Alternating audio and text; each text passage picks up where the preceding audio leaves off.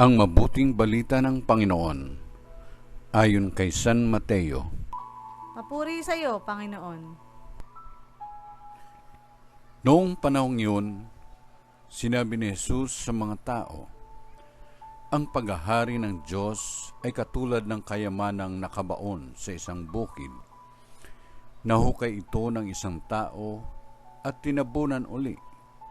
Sa laking tuwa, siya'y humayo at ipinagbili ang lahat ng ari-arian niya at binili ang bukid na iyon. Gayon din naman, ang paghahari ng Diyos ay katulad nito. May isang mangangalakal na naghahanap ng mamahaling perlas. Nang makakita ng isang perlas na napakalaga, siya'y humayo at ipinagbili ang lahat ng kanyang ari-arian at binili iyon.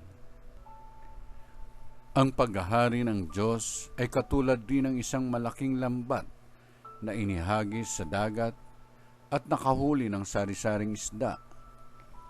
Nang mapuno ay hinila ito sa pangpang. At naupo ang mga tao upang pagbukod-bukirin ang mga isda. Tinipon nila sa mga sisidlan ang mabubuti, ngunit itinapon ang mga walang kwenta. Gayon din ang mangyayari sa katapusan ng daigdig.